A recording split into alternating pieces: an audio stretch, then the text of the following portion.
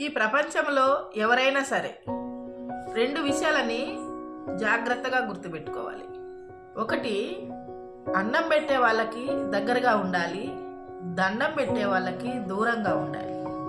ఎందుకంటే అన్నం పెట్టే వాళ్ళు మనసు చాలా స్వచ్ఛంగా ఉంటుంది, కల్మషం లేకుండా ఉంటుంది, మంచి వాళ్ళై ఉంటారు.